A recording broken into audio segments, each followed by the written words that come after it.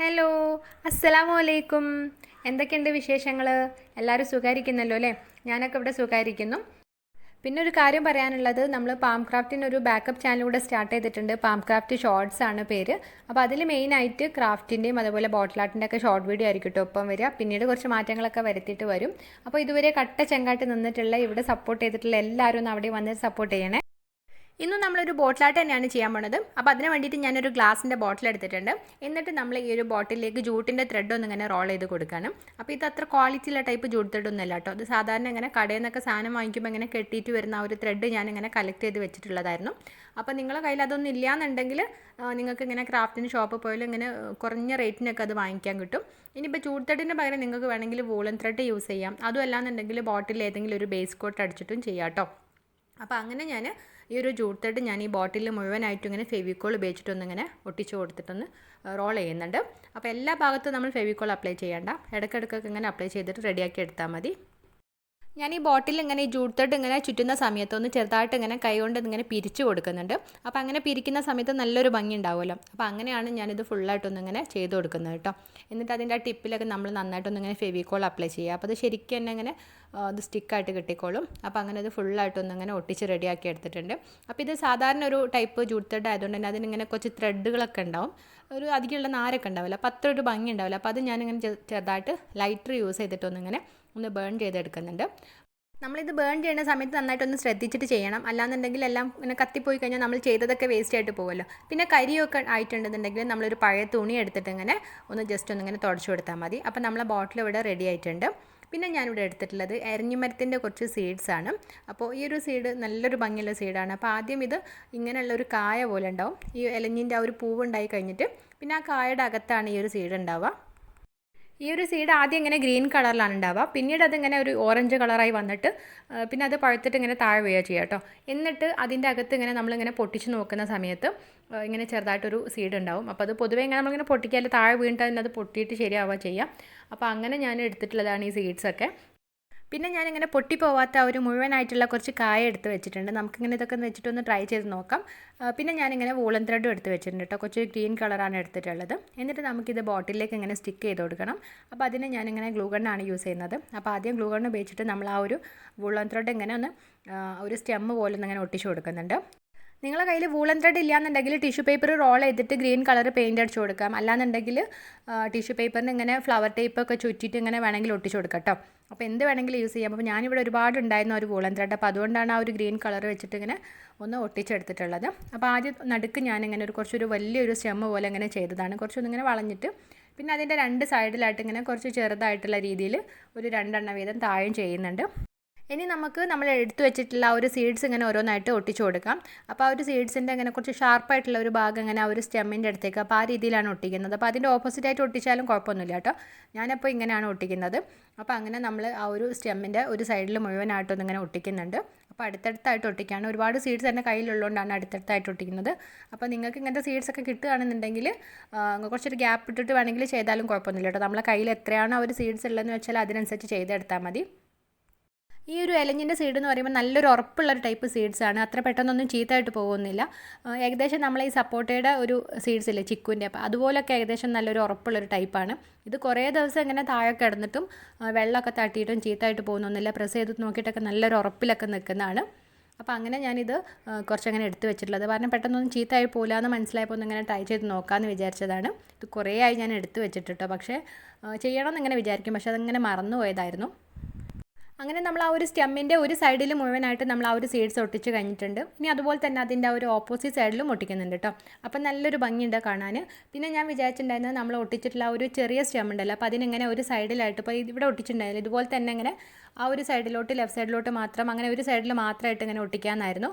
കാരണം ഈ സീഡ്സ് ഒട്ടിച്ച സമയത്താണ് ഒരു ഗ്യാപ്പ് ഇല്ലാത്ത പോലെ തോന്നുക നമ്മൾ ആ ഒരു സ്റ്റെമ്മിന്. പക്ഷേ ഒട്ടിക്കുന്ന സമയത്ത് ഞാനത് ഓർക്കാതെ 2 സൈഡിലായിട്ട് ഒട്ടിച്ചു. പക്ഷേ അത് ഭയങ്കര ടൈറ്റായിട്ട് പോകുമായിരുന്നു ആ സീഡ്സൊക്കെ. കാരണം ഇങ്ങനെ സ്റ്റെമ്മ് തമ്മിൽ തീരെ ഒരു അധികം ഗ്യാപ്പ് ഇല്ലല്ലോ. അപ്പോൾ അങ്ങനെ ഒട്ടിച്ചിട്ട് കുറച്ചൊരു വലിയൊരു ടൈപ്പ് സീഡ്സുമാണ്.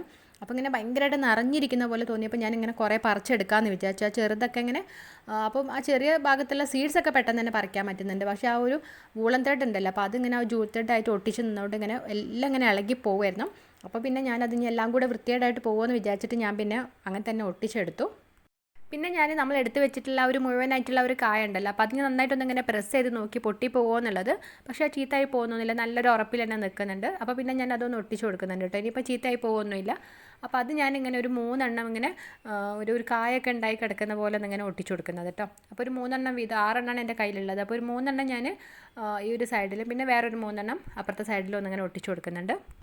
അപ്പോൾ അങ്ങനെയും കൂടെ നമ്മൾ ആ ഒരു കായം കൂടെ ഒട്ടിച്ച് കൊടുത്തപ്പോൾ അതിൻ്റെ ആ ഒരു സീഡ്സ് ഒട്ടിച്ചതിൻ്റെ ആ വൃത്തിയുടെയൊക്കെ ഒന്ന് ഏകദേശം കുറേ മാറി കിട്ടിയില്ലേ. അല്ലാതെ അങ്ങനെ ഫുള്ള് ആ ഒരു സീഡ്സ് മാത്രമായിട്ട് അത്ര ഒരു ഭംഗിയില്ലായിരുന്നു. ഇനി നമുക്കിതൊന്നിങ്ങനെ പെയിൻറ്റ് അടിച്ചു കൊടുക്കാം. ശരിക്കും പെയിൻ്റ് അടിക്കാതെ തന്നെ ഈ ഒരു സീഡും ആ ഒരു ബോട്ടിൽ നല്ലൊരു ഭംഗിയുണ്ട് കാണാൻ, ജൂട്ടൊക്കെ ആയതുകൊണ്ട് തന്നെ. പക്ഷേ ഞാനിങ്ങനെ കുറച്ചുകൂടി ഒരു കളർഫുൾ ആക്കാൻ വേണ്ടിയിട്ട് ഒന്ന് പെയിൻ്റ് അടിക്കുകയാണ്. നല്ലൊരു ഗ്ലൈസിങ് ഒക്കെ ഉള്ള ഒരു സീഡ്സ് തന്നെയാണ് കേട്ടോ. അപ്പോൾ പെയിൻ്റ് അടിക്കാതെ നിങ്ങൾക്ക് എങ്ങനെയാണ് ഇഷ്ടം എന്ന് വെച്ചാൽ അങ്ങനെ ചെയ്തെടുക്കാം. അപ്പോൾ ഞാനിവിടെ റെഡ് ക്രിംസൺ റെഡ് യൂസ് ചെയ്തിട്ട് ഒന്നിങ്ങനെ പെയിൻ്റ് അടിക്കുന്നുണ്ട്. അപ്പോൾ എല്ലാ സീഡ്സിനും ഇങ്ങനെ മുഴുവനായിട്ടും അല്ല, ഒരു 1/4 ഭാഗത്തോളം ഇങ്ങനെ ഒരു റെഡ് കളർ അടിച്ചു കൊടുക്കുകയാണ്. എന്നിട്ട് ഇങ്ങനെ അതിൻ്റെ ഒരു സൈഡിലായിട്ട് വേറെ ഏതെങ്കിലും ഒരു ഷെയ്ഡ് കൊടുക്കാമെന്ന് വിചാരിച്ചു. നിങ്ങൾക്ക് വേണമെന്നുണ്ടെങ്കിൽ ഒരു സ്റ്റെമ്മിൽ നമ്മൾ ആക്കിയിട്ടുള്ള ഒരു 2 സൈഡിൽ ഒട്ടിച്ചിട്ട് സീഡ്സിന് വേറൊരു കളറ്, പിന്നെ അടുത്ത ഒരു സ്റ്റെമ്മിന് വേറെ കളർ, അങ്ങനെ വേണമെങ്കിൽ കൊടുക്കാം. ഒരു 3 കളറൊക്കെ ആയിട്ട് വേണമെങ്കിൽ ചൂസ് ചെയ്തിട്ട് കൊടുക്കാം. ഞാൻ പക്ഷേ എല്ലായിടത്തും ആ ഒരു റെഡ് കളർ തന്നെയാണ് കൊടുക്കുന്നത്. എന്നിട്ട് ഇങ്ങനെ ആ ഒരു സൈഡിൽ ഒന്നിങ്ങനെ ഷെയ്ഡും കൂടെ ചെയ്യാമെന്ന് വിചാരിച്ചു. നമ്മൾ ആ ഒരു വൂളൻ ത്രെഡ് ഒട്ടിച്ചൊന്നും ഇപ്പോൾ കാണുന്നില്ല, കാരണം അതിൻ്റെ ആ ഒരു സീഡ്സൊക്കെ കുറച്ചൊരു വലിയൊരു സീഡ്സ് ആയതുകൊണ്ട് ആ ഒരു ത്രെഡൊന്നും കാണുന്നില്ല. അപ്പോൾ നിങ്ങൾ ചെയ്യുകയാണെന്നുണ്ടെങ്കിൽ വൂളൻ ത്രെഡാണ് യൂസ് ചെയ്യണമെന്നുണ്ടെങ്കിൽ 2 ലെയറായിട്ടൊന്ന് ഒട്ടിച്ച് കൊടുക്കാം കേട്ടോ. അപ്പോൾ അങ്ങനെ ഞാൻ എല്ലാ സീഡിനും ആ ഒരു റെഡ് കളർ ഒന്ന് പെയിൻറ്റ് അടിച്ച് കൊടുത്ത് കഴിഞ്ഞിട്ടുണ്ട്. ഇനി ഞാൻ ഷെയ്ഡ് കൊടുക്കാൻ വേണ്ടിയിട്ട് ഞാൻ റെഡും വൈറ്റും കൂടെ ഒന്ന് മിക്സ് ചെയ്തിട്ട് ഒരു ലൈറ്റ് പിങ്കാണ് ഉണ്ടാക്കിയെടുക്കുന്നത്. എന്നിട്ട് ഇങ്ങനെ അത് ആ ഒരു സീഡ്സിൻ്റെ സൈഡിലായിട്ടൊന്ന് ഇങ്ങനെ ചെയ്ത് കൊടുക്കാൻ കേട്ടോ. ആ ഒരു സൈഡിൽ പിങ്ക് കൊടുത്തപ്പോൾ നല്ലൊരു ഭംഗി വന്നിട്ടുണ്ട്. അപ്പോൾ നിങ്ങൾക്ക് വേണമെന്നുണ്ടെങ്കിൽ ഇങ്ങനെ കൂടുതൽ ഭാഗം പിങ്ക് കളർ കൊടുത്തിട്ട് സൈഡിൽ വേണമെങ്കിൽ റെഡ് കളർ അങ്ങനെ വേണമെങ്കിലും കൊടുക്കാം കേട്ടോ. അപ്പോൾ ഞാൻ എന്താണെന്ന് വെച്ചാൽ ഞാൻ പൊതുവേ എന്ത് ഇതിനാണ് ഫ്ലവേഴ്സ് ആയാലും ഒക്കെ കളർ ചെയ്യുമ്പോൾ ഞാൻ എത്ര വേറെ മാറി ചെയ്യണമെന്ന് വിചാരിച്ചാലും ലാസ്റ്റ് ചെയ്ത് വരുന്ന സമയത്ത് റെഡ് കളർ തന്നെയാണ് ആവുക. ഇപ്പം നമ്മൾ എല്ലാ സീഡ്സിനും ആ ഒരു പിങ്ക് കളർ ഷെയ്ഡൊക്കെ കൊടുത്ത് റെഡിയാക്കി എടുത്തിട്ടുണ്ട്. ഇനി നമ്മൾ ആ ഒട്ടിച്ചിട്ടുള്ള ഒരു 3 കായ ഉണ്ടല്ലോ, അപ്പോൾ അതിനൊന്ന് പെയിൻറ്റ് അടിച്ചു കൊടുക്കാം. അപ്പോൾ ഞാൻ ഈ ഒരു സൈഡിലുള്ള ഞാൻ ഫുള്ളായിട്ട് ഇങ്ങനെ റെഡ് കളർ തന്നെയാണ് കേട്ടോ പെയിൻറ്റ് അടിക്കുന്നത്.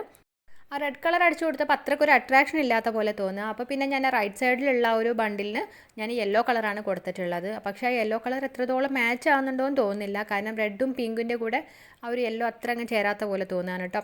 എന്നാലും കുഴപ്പമൊന്നുമില്ല. ഞാൻ പിന്നെ അതിന് ആ ഒരു സ്റ്റെമ്മിനൊക്കെ ഇങ്ങനെ ഗ്രീൻ കളർ വെച്ചിട്ടൊന്ന് അങ്ങനെ ടച്ച് ചെയ്ത് കൊടുത്തു. അപ്പം നല്ലൊരു ഭംഗിയുണ്ട് കാണാൻ. അപ്പോൾ ആ 2 ബണ്ടിലും ഞാൻ ഗ്രീൻ കളർ വെച്ച് ടച്ച് ചെയ്ത് കൊടുത്തിട്ടുണ്ട്.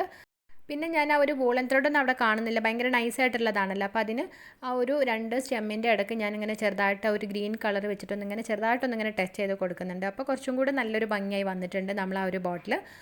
പിന്നെ അതുപോലെ നമ്മൾ ആ ഒരു റെഡ് കളർ കായ ഉണ്ടായിരുന്നല്ലോ പെയിൻറ്റ് അടിച്ച് വെച്ചിട്ടില്ല, അപ്പോൾ അതിന് ഞാനിങ്ങനെ കുഞ്ഞു ഡോട്ട് ഇട്ട് കൊടുക്കുന്നുണ്ട് വൈറ്റ് കളർ വെച്ചിട്ട്, ഒരു സ്ട്രോബെറി പോലെയൊക്കെ തോന്നിക്കാൻ വേണ്ടിയിട്ടാണ്.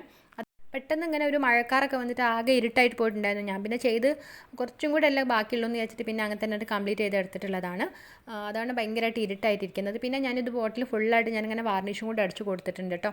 അപ്പോൾ നമ്മൾ ആ ഒരു ഇലഞ്ഞിയുടെ സീഡ്സ് ഉപയോഗിച്ചിട്ടുള്ള ഒരു ബോട്ടിൽ ഇവിടെ റെഡി ആയിട്ടുണ്ട്.